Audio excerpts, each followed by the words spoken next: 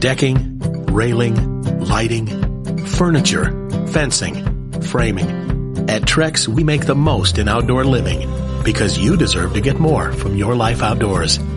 So why not start bringing your ideas to life now with the brand that's engineering what's next? To learn more about all of the outdoor solutions Trex has to offer, or to find a local retailer or a certified Trex Pro deck builder near you, visit Trex.com. That's Trex.com. Guillermo, put it on the poll. Ilyasova, glue guy? Oh, wow. Not really. The Sixers scored 130 points. Did anyone else? That's not a playoff game. This sport has changed so bleeping much, where everyone's going for the threes. You remember, Stugotz, where I think this evolution happened to us on the radio, where we're watching the Warriors, and on a 3-on-1 fast break, both of the guys on the perimeter stay on the perimeter. They don't cut to the basket. They go to the three-point corners, and we're like, whoa, what's that? And they were the first to sort of see, oh, there's more value in the corners on the shots. Right. And so if Philadelphia shoots like that, you've got no prayer of beating them there, here, anywhere else. Most teams shoot like that. You have no chance of beating them. I mean, especially from three, right? They were great from three. 18 to 28. I mean, that's tough to beat any team. You're just not going to beat anybody if they go 18 for 28. Dan Stugotz, you guys are innovators when it comes to sports radio. You zag when others zig. Whiteside? You want to talk Whiteside? Because you are opening this show praising the performance of others while not doing the sports radio thing of crushing the person who lets you down. And that is none other than Hassan Whiteside, who played for, 12 minutes? And single-handedly lost the game for the Miami Heat. Useless. Affront to culture. Hassan Whiteside. So his 12 minutes is the reason they lost by 27? That's unbelievable. It was a disaster. Or maybe Covington is such a bad matchup for Dragic that Dragic just had 1 point on the 22 possessions when Covington was guarding him. 1 point! We will get to Goran Dragic because this is sports radio and we blame people who are culpable. But first and foremost, what in the hell was that? Seriously, is this a rookie? This is a max player. You're playing him 12 minutes. What? After those comments that he had a couple weeks ago, he does that? Are you kidding me? Are you kidding me? All right, help me out here. Help me understand something. Because that was a Spoelstra decision. Yep. That Whiteside probably merited, given how sluggish his play was. But it was a Spoelstra decision born of matchups, not of punishment, not of discipline. And the coach of the Sixers, that Brown guy, is it Brett or Brent? Brett. That Brett Brown guy. 60% sure. Is that how you're going to do it now? You're just going to ask? Yes. Okay. Yeah, I had a feeling you were going to go to the matchups here. Well, no, this isn't the Golden State Warriors. This is Ersan Ilyasova. This is Marco Bellinelli. These are guys that were bought out. Okay? Right. This isn't because Hassan Whiteside is being pulled out to the three-point line. Look, Mike, he didn't guard anybody on the perimeter. Not all game. He played an entire playoff game, and he did not guard anybody I'm talking specifically about when he was in the paint and olaying people that were just cutting straight to the hoop. This isn't Golden State playing him off the court. This is a Philadelphia 76ers. You look at that team. That team shouldn't be demolishing the Miami Heat the way they are. Those are journeymen going on right there. But, Mike, he doesn't control his playing time. Spo does. Spo played him 12 minutes, 12 minutes too many, honestly. Anytime he was on the floor, it was a disaster. It was a boat race. One of the things that you are such an emotional homer. Boat race. I was on Hassan Whiteside ISO cam. I know. He was sabotaging the team. Okay. I know, but it was absolute sabotage. In fact, I want to conduct an investigation because I'm pretty sure he was shaving points. Wait a minute. What was he doing out there? You want to conduct an investigation? Did you just turn around in your chair, wagging a finger behind you? Like, who are you summoning for investigation? Chris? Was Chris? Ted Wells? Chris, call Joe Harper. I'm sure he can do something. We need a private eye. Mike, why can't you discuss any of these things rationally? Because he's a fan. Because Hassan Whiteside's performance made me irrational. Because I was watching him the entire time. And I was made insane. And if I felt that way, not actually knowing where he's supposed to be, can you imagine what Eric Spoelstra was feeling? I will not say that Whiteside had the worst playoff performance I saw this weekend. That belongs to Bledsoe. Good God, was he dreadful. That's a great game. Has he ever played? It was a great game. Has he ever played a playoff game before? Has Bledsoe ever played a playoff game? It was like he didn't know how to play basketball. I'm not certain. So strange. I don't, Mike. Has he ever played a playoff game? He was with who? He was with Phoenix, and they have a very long playoff drought. That had to be his first playoff game. That was such a badass potential game winner by Rozier. Just won him. Let me ask you this. I want to ask you this question. Guillermo, put this on the poll at Le Batard Show. Did losing to the Sixers feel worse than watching LeBron blown out at home felt good? Like, which on the emotional spectrum of fandom? Right. You also had to be watching that Celtic game saying, yeah, as a Heat fan, that's why I wanted that team. That's why. Yes. Oh, that's why we should have. And look at Mike. Oh, one game in, Mike's feeling pretty good about it. I want the Sixers. And I'm like, no, you want the Celtics. That was a Sixer team without their best player. I want to go on the record, though, as mad as I am and as disappointed as I am in the Miami Heat, specifically Hassan Whiteside, because I expected more. I still fully anticipate the Miami Heat to win this series in 5 games. Yeah. Yes, of course. So let's analyze this for a second, because there's not a worse scarlet letter so far that we've seen in the first, games of these playoffs than this being your max player, your literal centerpiece, and you're not playing him in a playoff game because, as Mike said correctly, you're getting mismatched by what's his name, Brown. You're getting mismatched who's using Ilyasova and taking out, was it Amir Johnson? Yes. Amir Johnson, yes. I mean, look at these names, guys. Hassan Whiteside shouldn't be getting played off the court because of those guys. Well, that's crazy. They've all been on a billion teams combined. But, Stugotz, the part that has to make you insane, it is true, put that on the poll as well. Over, under, 1 billion, the number of teams all those Sixers have played on. Amir Johnson, seriously? No, but I saw him play for the Sixers, and I'm still pretty sure he's playing for Toronto. By the way, Bledsoe did play some playoff games with the Clippers. I forgot he was a Clipper. Yeah, just so we're clear. I mean, totally useless and unnecessary, but Dan ass. So I'm just giving you the information. You. Throw Bledsoe in there too with the billion teams. Just mix it all up. The part that Mike is right about, and this isn't emotional. It's just when it's put like this, it punches you in the face. The 76ers' best player, one of the best players in the world, and one of the best players I've ever seen, an impossible guard for anyone in the history of the sport, is out game 1. That's where your advantage is. In what used to be basketball. The 3-point game has changed everything, but in what used to be basketball, your max player, think about those Celtics series and when a big player went down, when the Heat were playing and Rondo would go down, or all these things that switch because Dwayne Wade injured somebody, these giant changes that happen. If Embiid is out, your max player has to grab them by the throat.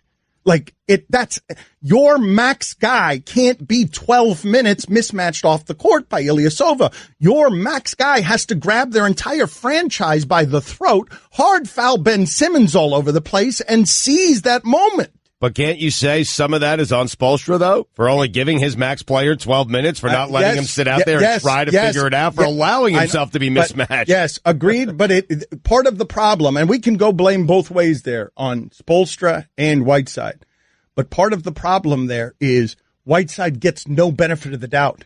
None. Why would he get any benefit? If this was a, pillar professional at all points and then that happens and you're like, man, look, the quotes after the game were Whiteside saying he trusts his coach's decision-making process. You know that to not be so. Right. He's already said before that that's not so. Of course. They spanked it out of him. Yes. So he's saying after the game. The right things. He's saying the right things, but they're lies. Right, but they're the right things. But the right things are often lies. I know, Trust me, I know. But this... They're not his truth, but it is the truth. I mean, seriously, man, Olynyk, we all know what Olynyk is. He doesn't have the athleticism to be that much better than Hassan Whiteside is. Are you kidding?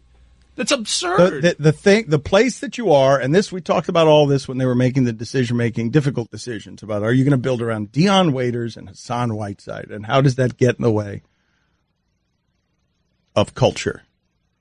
And when you build around Hassan Whiteside, we knew it was going to come with some knucklehead at weird times. Like you knew that's why people were questioning whether or not you give him the max. And so as you get to this playoff game, what becomes clear is this player and this coach do not trust each other's decision making. He's a 28-year-old man. You can never trust Hassan Whiteside. It's gone. That day is gone. Hoping that he will be a linchpin and someone that'll just be culture guy. There'll be moments, but he is a fully formed basketball player. He is 28 years old. I have given up on being able to trust him. He needs to step up. He needs to step up. He needs to answer the challenge. He needs to reach down inside himself and pull something out. Deep. Must win tonight? Absolutely. For the Sixers. For the Sixers. I so want Whiteside to have a monster game tonight. And me too, dude. I just want to see how you react to it tomorrow. Oh, I will sing his praises, but I will never forgive him for what he did game one. I'm telling you, he could go out there, pull a wilt. When I think of you, Hassan Whiteside, the first thing that will come to my mind is that clown show you pulled on Saturday night. Yep. Hi, everyone. Stugotz here. Support for the Dan Le Batard Show podcast comes from our friends at Rocket Mortgage by Quicken Loans. Chances are you are confident when it comes to your work, your hobbies, and your life. Rocket Mortgage gives you the same level of confidence when it comes to buying a home or refinancing your existing home loan. Rocket Mortgage is simple, allowing you to fully understand all the details and be confident you are getting the right mortgage for you. To get started, go to rocketmortgage.com/Stugotz. That's rocketmortgage.com/Stugotz, STUGOTZ. Equal housing lender, licensed in all 50 states. NMLS consumeraccess.org number 3030. Dan Le Batard. This is quintessential Stugotz. Hobnobbing with people in Utah. What's the most ambiguous general sentence I could give these Utah fans? I got it. If Rudy Gobert can stay healthy, you guys are on to something. And that's not the quintessential Stugotz part. This is 5 months later. Told you so. Stugotz. That is quintessential Stugotz, man. Just give him a sentence that doesn't mean anything and then make sure to keep tabs on it so 6 months later you can say you were right about something. Even though what you originally said wasn't right or wrong, it's just a sentence. This is the Dan Le Batard Show with the Stugotz on the ticket. I don't know if Heat fans are blaming Whiteside or Spoelstra. I think you almost have to take sides on that one, don't you? I think so, yeah. You can't blame both. So what ends up happening is, and I know you say he didn't play very many minutes, and he didn't play very many minutes, but in those minutes he did play. That's where the game changed. The Heat were up by 7, and then Philadelphia went on a 20-2 run, and the first 13 points in that 20-2 run were all plays where Whiteside blew it. Right. Didn't do anything on the perimeter, wouldn't guard anybody, layups, and mismatch benched. That's where it happened, and that's why Whiteside was never in the game anymore. Like, it happened right there like that, where, man, what was I watching yesterday? I was watching one of the games yesterday. Oh, Larkin was in late in that playoff game with Boston and Milwaukee, and I just saw how everything in the offense rotated every time down to whoever Larkin's guarding. Like, somebody go do against Larkin. Sure. And what you saw in those 13 points that were in that 20-2 run, it felt like Philadelphia was just saying, go attack Whiteside. He's not going to guard the perimeter. He's going to lose his man on defense. And it escalated quickly, and it's why Spo benched him. Spo actually took an early timeout in that second half once Philly started going at Whiteside and making their run, and I thought for sure Whiteside was going to get pulled there. Spo actually gave Whiteside another chance, and it didn't fix anything. Your max guy can't be their target. Sure. Your max guy can't be the other team's target. No, he can't. But I think most people, to answer your question, I think most people would side with Spoelstra over Whiteside. Spoelstra's done it. He's won championships. They believe in Spoelstra. They do not believe in Hassan Whiteside. And you're right about him being the max guy. Like, that just can't happen. It can't happen to a guy making that much money, your best player. They're better, Dan. It's a better matchup for the Heat. I mean, for the Sixers when Embiid's not there. The thing that can't happen. Look, your max guy can play poorly. Your max guy can be unhealthy. Your max guy cannot be healthy and a liability. Right. Like, he can play poorly. He can't be a bleeping target that gets Brent the Process Brown. Brett. Damn it. Fine. Oh. Quick today, man. You're actually getting money out of the wallet there? Congratulations. Been a while since you actually paid one of these things. That's not true at all. It's totally a lie. I'm the only one who meticulously... I am the only one who meticulously puts $1 down every time and then marches to the fine bucket at the end of the day as all the dollars have been splayed out and left out here. You still owe 50 from a while back, man. Who'd I kill? Layden. Yeah. 5-0. 50 spot. Can we reconvene and figure out what the fine system is real quick? Because, Billy... We need to get this straight. Have you ever paid one of these fines? Have you one time paid one of these fines? You have accrued, by my estimation, $2 billion in $2 fine. There was a time when I think I was like second on the contributor to that fine bucket because I was paying all my $2 fines. And then I realized, you know what? We need an arbiter in here deciding whether these fines for me are fair or not. And I'd appointed myself the arbiter. So I'll decide if I think the fine is fair or not to me, and then, I'll pay it. $2. Arbiter will rule on that one later tonight. An arbiter. What is the formal fine system? Can someone please put that together for us?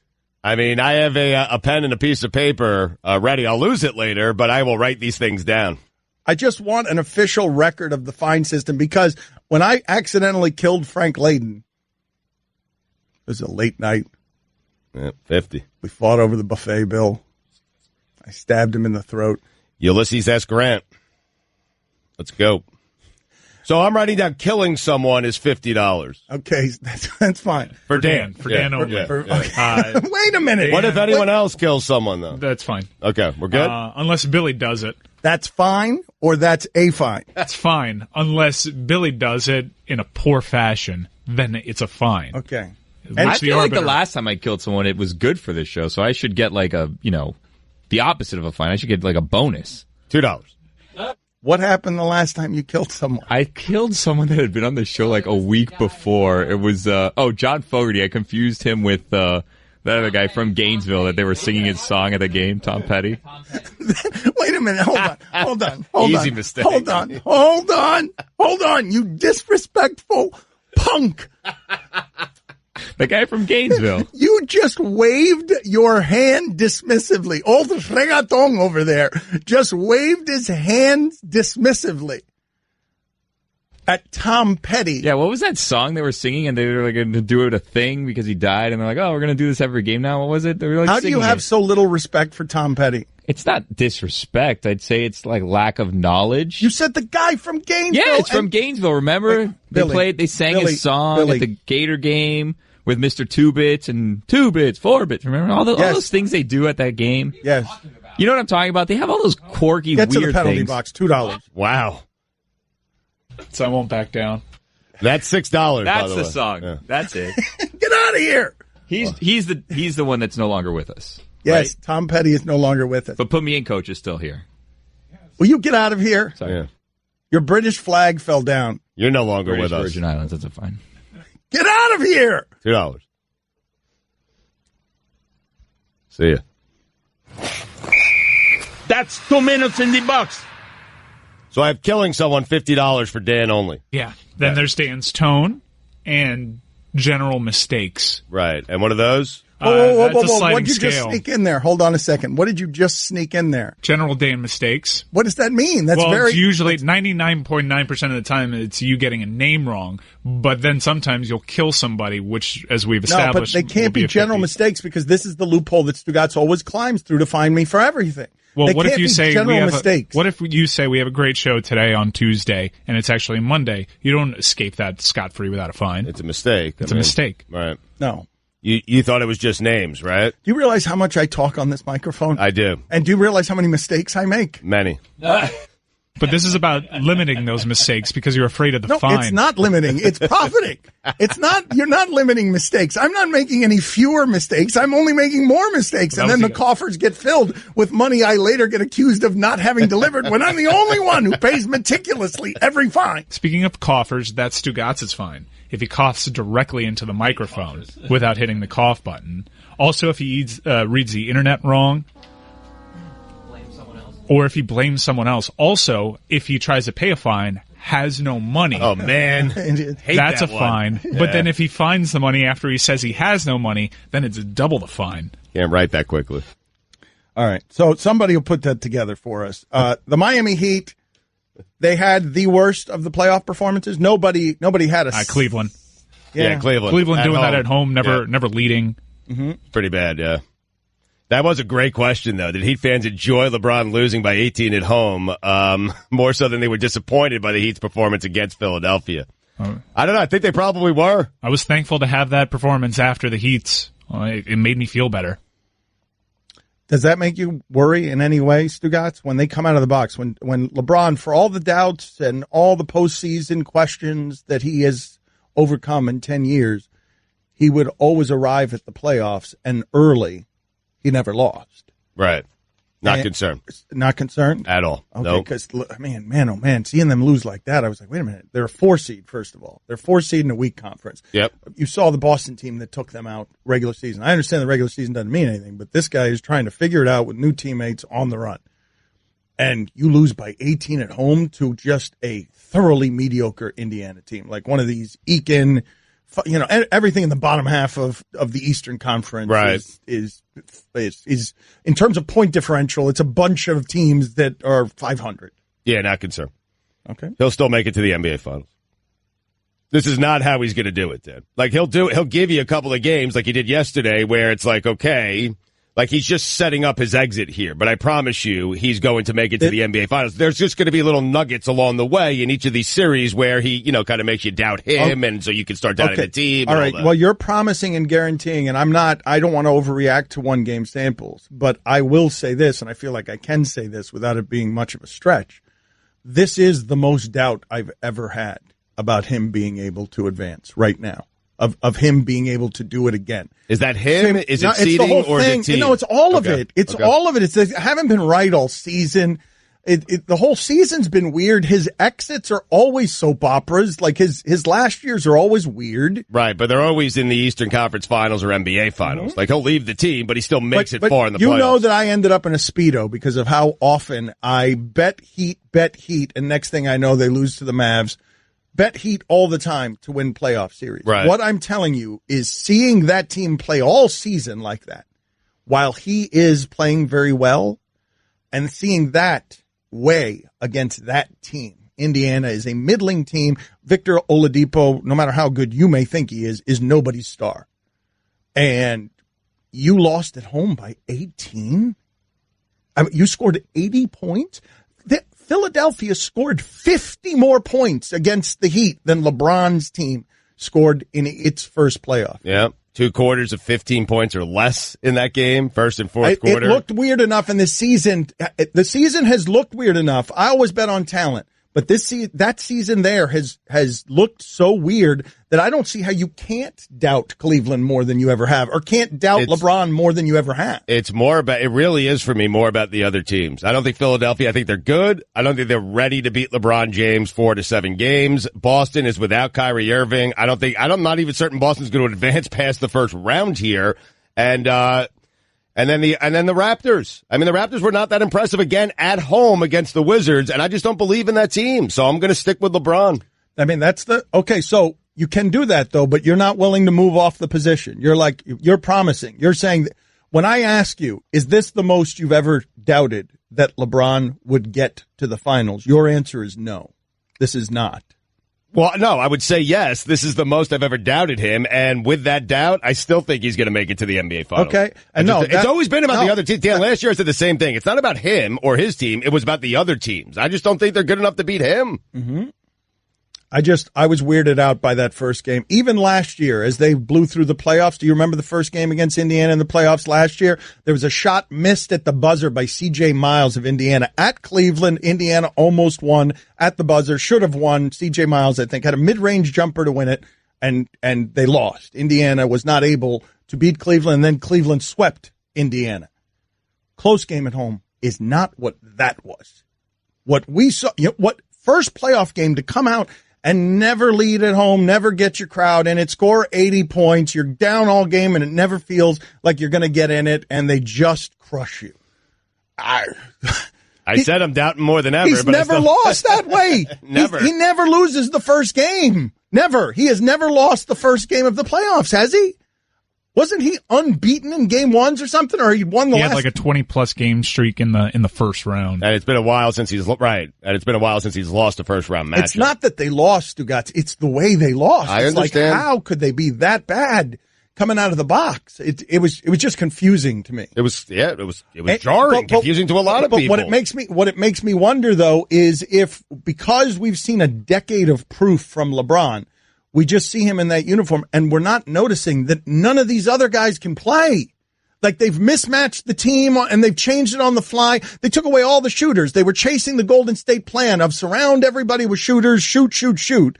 That's not the team they have now. No. They've got Rodney Hood wandering around there. But you've taught me over the years to not react to one game. And so are they going to shoot like that the rest of the series? Is Indiana, Oladipo going to play that well the rest of the series? I mean, the Cavs, outside of LeBron, they were and J.R. Smith, I guess, they were all really bad. I expect those guys to play better. Yeah, but he's not really reacting to one game. He's reacting to 83 games. That's fine. Where he assumed things would change after 82. Yes, that's what's happening with me, where I'm like, wait a minute, what is that? LeBron James, who had an excellent season by any statistical measure, even against the high bar of his career, comes into the playoffs as a 4 seed with a team that's broken apart and is totally different from the one that was in the finals last year in a desperate season when we all assume LeBron is leaving. I don't know if these are the conditions that he'll lose under, and I don't know if these are the conditions under which you should doubt. I'm telling you that these are the conditions that make me doubt, even as everything you say about the Eastern Conference. I don't trust any of those teams either, but what I'm seeing out of a 4-seeded LeBron, when he's playing well, he's all his numbers, Stugotz, he has not faded. At all. I mean, you could make an argument that he's had, one of his best seasons ever. Mike, help me with this. Give me all the games, playoff games, even in the revised NBA. Give me all the playoff games LeBron has played where his team has been held to 80 points or 80 points at home. I don't think you're going to find one, Dan. I mean, I might find a couple in Boston. Yeah, Boston and in those Bulls series, maybe. But that was also a different style of basketball. They weren't playing what they're doing now, where you got all these guys. I mean, what a weird thing in this sport to see it change this much in real time. You've got the guys now taking their 2 steps backwards. Like the 2 steps you get for traveling. Right. For not being for not traveling is. Or sideways in Covington's case. That was absurd. Not calling travels anymore. The refs were cheating too. We'll get into that next segment. Winning at sports and at sports broadcasting means changing things up. Just like La Quinta Inns and Suites is changing up their look. A renovated lobby that's so contemporary it even makes Goluk look cool. Yes, it does. And a totally updated fitness center that even has Wingo feeling like a workout. I'm ripped. Plus plenty of comfortable spaces to hang out. Yep, this La Quinta look definitely has a vibe of victory. So you can just relax, refresh, and get ready for your next big meeting. Prepare to win at business with La Quinta Inns and Suites. Book now at LQ.com. Dan Le Batard. I think I understand is your transition to do whatever you want. Like, it's just to push me back. It's your jab. I understand is your jab. It doesn't mean anything.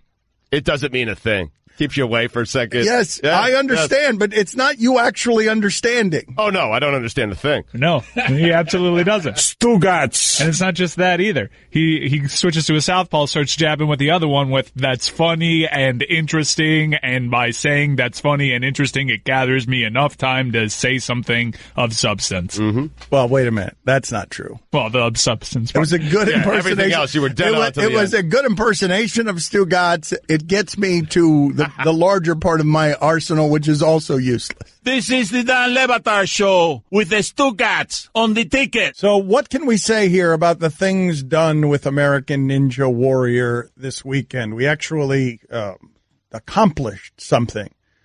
But there are all sorts of rules and things we had to sign about privacy, and it's a very closely guarded secret. Mike Ryan did it. Guillermo did it. You've already said too much. Oh, I That's did? That's too much. Is it? Okay. Yeah, less. Okay, less. Yeah, less is more, yeah. Yeah, try again.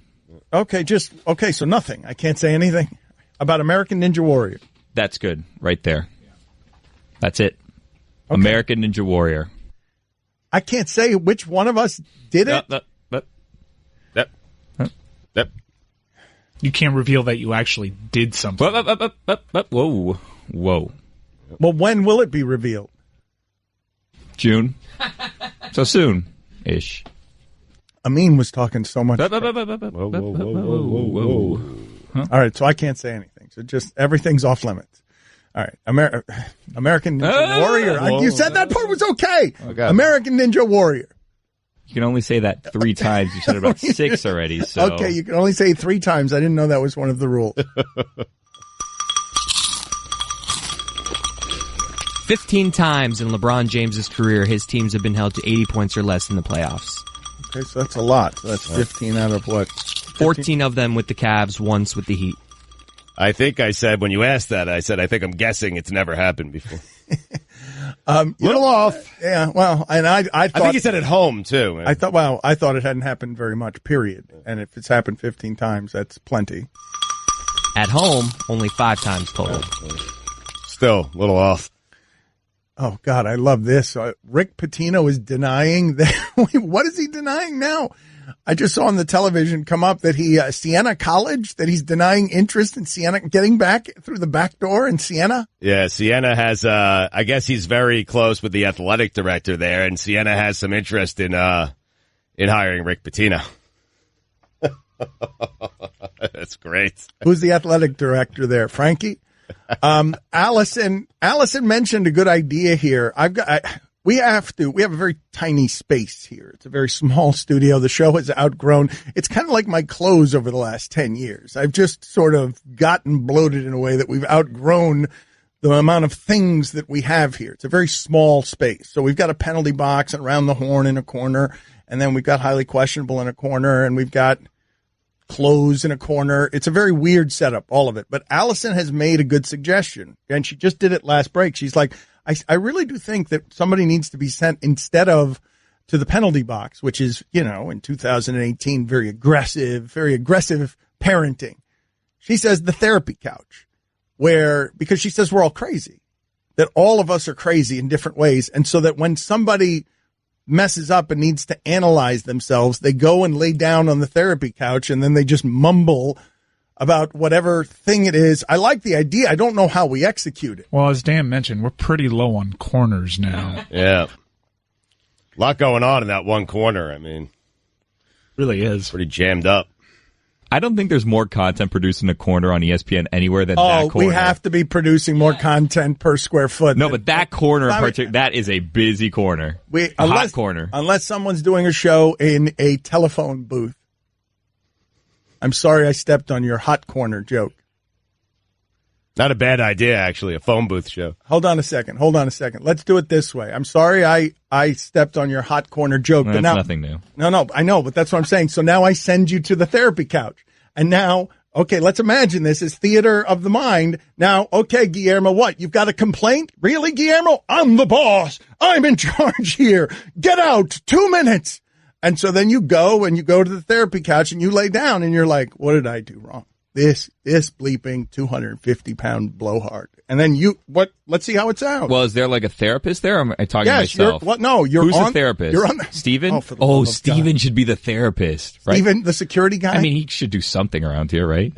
So whatever you're saying on the couch is going over air just on top of our show going on? No, it's the show. It's not, it becomes the show. I'm out of it. Now we're just listening to Guillermo's inner thoughts on why he No one wants that. I don't think you don't want my inner thoughts. I think people do, yeah. Not Guillermo, not your real inner thoughts, the funny inner thoughts. The ones that make fun of me, like I'm really pounding on you and you're really suffering in the workplace. Not your real, actual, neurotic, scared thoughts. Guillermo, this isn't actual therapy. Although So I'd want an actor? Wait a minute. I would want your actual thoughts, though. Guillermo, not an actor. The same bleeping guy who is magical superhero Marlins fan. It's the Paul Volter, all your bleeping characters. The only place in your life that you have actual confidence. The confidence is not in my head. I'm telling you that right now. No, it's in the That's where you think characters. it's coming from. It's not coming from my head. It's in the characters. Am I the only one who likes this idea? I think there's a good idea in here. I do. I just don't know if we have the room. Should we be talking Heat basketball? We did. They got blown out. See if they play better tonight. I mean, jeez. Do you think anyone's rethinking that whole culture stuff from the last game yet? Like, I want to win, I want to lose or win the right way or What do whatever? you mean by anyone? Well, just this fan base is all about culture. No, Let's what do you win mean the by right way. anyone? Because I think you have someone lined up in your sights here. Put a name on it. Well, I mean, in this room, Mike, for sure. The culture snorter over there. I mean, is it good for the culture to get swept in the first round when they're missing their best player? We're not getting swept, you guys. We're dominating tonight. It's an easy W tonight. Great teams with great culture respond in this situation. Got punched in the mouth. Wasn't expecting that. Okay, they got their shot in. Now you win in 5. Big deal. It's a breeze. These guys have never been there before. You think Saric and Ilyasova and Bellinelli are ever going to do that again in their lives? By the way, we say that every playoff series, right? There's always a Bellinelli or a Gary Neal or a Danny Green. They're never going to do that again. Bellinelli has often been Bellinelli in these scenarios. For like 3 different teams, Bellinelli has been Bellinelli. How many times have we played Bellinelli in the playoffs? Was he on that Chicago team? I know we played him when he was a Hornet. Definitely played him when he was a Spur. Is this the 4th time we're playing Bellinelli? I believe that it is, actually. Wait a minute, Mike. Admit that you thought Bellinelli had been as different characters throughout the 7 years. But no, often Bellinelli is it's not Gary Neal. It's again Bellinelli. It's just Bellinelli wearing a different uniform. How is this guy always available? Because he's amazing, apparently. He's the greatest.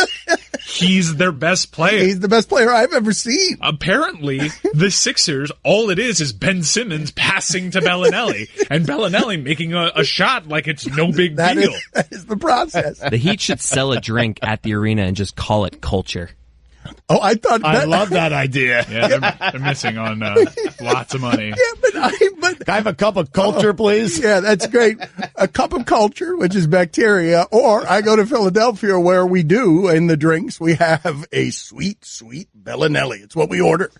That's where I thought you were going with the joke, not culture. I thought you were going to say, should we have a drink at the arena called the Bellinelli? Bellinelli looks like his drink is just, the red Solo cup at a party that a bunch of people put their cigarettes out in. It's got beer and cigarette ash. Wait a minute. I like this show. What are the ingredients in the Bellinelli? Because hair is one of them, right? Oh, no doubt. There's hair. Yeah. There's a chewed up piece of gum at the base of the red Solo cup. Help me with this. The hair in the Solo cup. Are we sure it's from on top of the head? No, it's mysterious. No. All we know it's coarse. No, I wasn't going to go beard either. I was going to go armpit. Ooh. I thought it might. I thought you were going pubic region. No pubic. No, just disgusting. And okay, what else is in there? What else is in the Bellinelli? 14 different team jerseys. How many teams has he beaten the Heat, or not beaten the Heat with, but played against? He's got the Spurs. He's got Charlotte. There was Chicago too, right? I think it was. Yeah. Was he with that second Bulls series, the one where they stole the first game and you're like, uh-oh, and then the Heat rolled? I'm checking it now. Yeah, I think that was he was the with that Nazi team. Muhammad series. Yeah. So this would be the 4th time we face Bellinelli. Wait a minute. How did this escape all of our attentions? First of all, Bellinelli has been a character in our lives for many years. And now that I have to think about it, Bellinelli has gotten old on our watch. I remember having trouble pronouncing his name because Eric Reed, always the professional, Heat professional, pronounces it correctly. And I still think I might be pronouncing it incorrectly because I don't think it is actually Bellinelli. I think it's Bellinelli. Yeah, he says Bellinelli with a slight pause between the two. Regardless, I remember when we were introduced to this foreign creature who came and smelled like cigarettes and shot threes. and was always open somehow, even though he is pasty.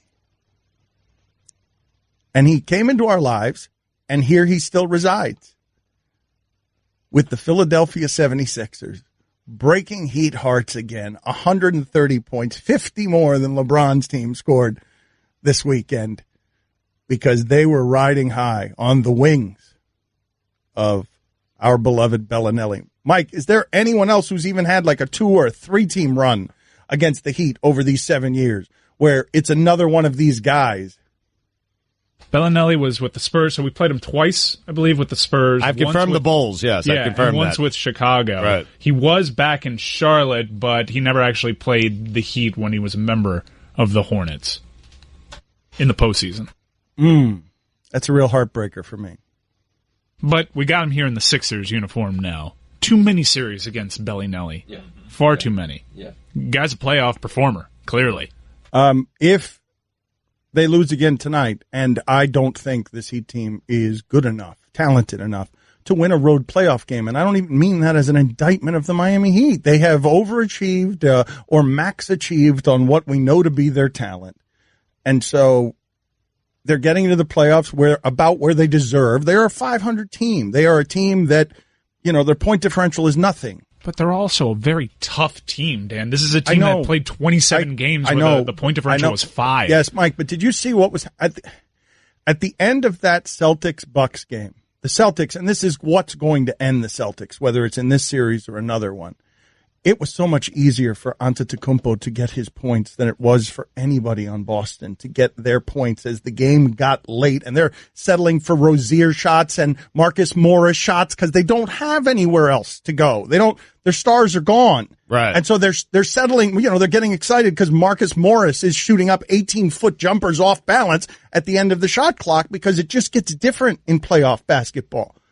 I don't believe that this Heat team, from what we've seen over the representative sample, is good enough in terms of maxed out talent to win a road playoff game against a team that's better than they are.